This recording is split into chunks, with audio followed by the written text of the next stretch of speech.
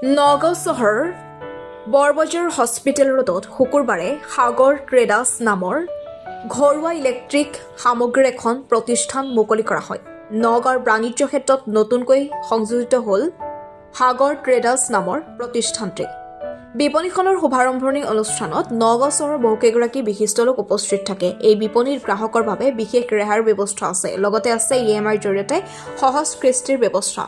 আপোনাৰ ঘৰত প্ৰয়োজন হোৱা ইনভাৰ্টাৰ, টিভি, ফ্ৰিজ, AC, ফেন, মিক্সাৰ গ্ৰাইণ্ডাৰ, ইনভাৰ্টাৰ, বেটাৰী আদি উন্নত প্ৰযুক্তি সম্পন্ন সামগ্ৰী EMI পদ্ধতিত ক্ৰয় কৰিব পাৰিব বুলি জানিবলৈ দিছে বিপণীখনৰ স্বত্বাধিকাৰীয়ে। চিভিল গেটৰ ওচৰত টেকনিকৰ ওচৰত এখন এক্সাইট নামৰ আপোনাৰ বেটেৰী বিপণী শুভাৰম্ভ কৰিছে। কি ক'ব? হয়, এইটো এক্সাইডৰ চাব ডিষ্ট্ৰিবিউটাৰ হৈছে। হয়, ঠিক আছে। লগতে এড আছে আপোনাৰ ইছমেন আৰু লুমিনাছ। হয়, ইনভাৰ্টাৰ বেটেৰী, তো ইনভাৰ্টাৰ বেটেৰী আৰু ই ৰিক্সাৰ বেটেৰী, গাড়ীৰ বেটেৰী, সকলো ধৰণৰ বেটেৰী পাব। ইলেক্ট্ৰিক স্কুটিৰ যিবোৰ লিথিয়াম বেটেৰী বুলি কয়, তো লিথিয়াম বেটেৰীবোৰো পাব, প্লাছ লিথিয়াম বেটেৰী ৰিপেয়াৰিঙো হয়। ঠিক আছে। আৰু কথা হ'ল ফাইনেন্সৰ দ্বাৰা আপোনালোকে বেটেৰী ছবি লৈ যাব পাৰিব। পুৰণা বেটেৰীটো হয় ফাইনেন্স বা বাজাজ ফাইনেন্স হ'ব।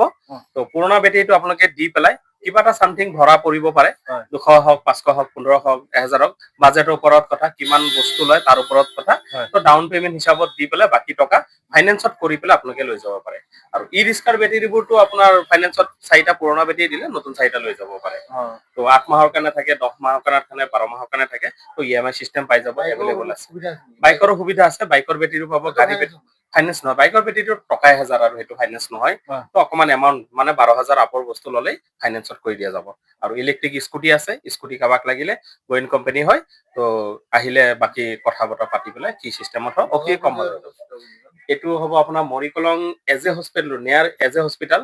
তো পুৰণা পাৰ্ক, যিটো পুৰণা পাৰ্কৰ অপজিট বাছ ষ্টেণ্ডৰ লগত IB বেটেৰী বুলি ৱাৰেণ্টি কিবা দিয়া হ'ব নহয়? যি কোনোবা যদি গ্ৰাহকে যদি কেনেকুৱা থাকিব? ৱাৰেণ্টি চবতে পাব। ৱাৰেণ্টি গেৰেণ্টি যেনেকে আছে কোম্পানীয়ে দি আছে, আমিও তেনেকে দিম।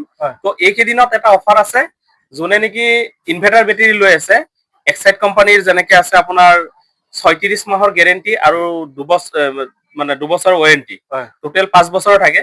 তো কোম্পানীয়ে 90 ডেজ এক্সট্ৰা দি আছে অনলাইন। আৰু কাৰোবাৰ ৱাৰেণ্টি কাৰ্ড হেৰাই গ'লেও চিন্তা কৰিব কোনো কথা নাই, অনলাইন কৰি দিম। আজি 20 বছৰ পিছত হ'লেও ৱাৰেণ্টি কাৰ্ড তেওঁ বিচাৰি পাব। ৱাৰেণ্টি কাৰ্ড হেৰাই গ'লে বহুতৰ বেটেৰীটো কি হয়, তেওঁ ৰিপ্লেচমেণ্ট নাপায়। আৰু ৰিপ্লেচমেণ্টত এটা ছাৰ্ভিচ থাকিব, যিটো নেকি যদি কিবা কাৰণত প্ৰব্লেম দিয়ে, কাৰ্ডখন হোৱাটছআপ কৰি ল'ল, 48 ঘণ্টাৰ ভিতৰত তেওঁলোকৰ ঘৰত গৈ পেলাই হোম ছাৰ্ভিচ ফ্ৰী অফ কষ্ট কৰি দিব। কোনোবা গ্ৰাহকে আপোনালোকক যোগাযোগ কৰিব বিচাৰিলে আপোনালোকে নম্বৰ দিয়ক। হয়, যিটো স্ক্ৰীনত দিয়া নম্বৰটো থাকিবই চাগে।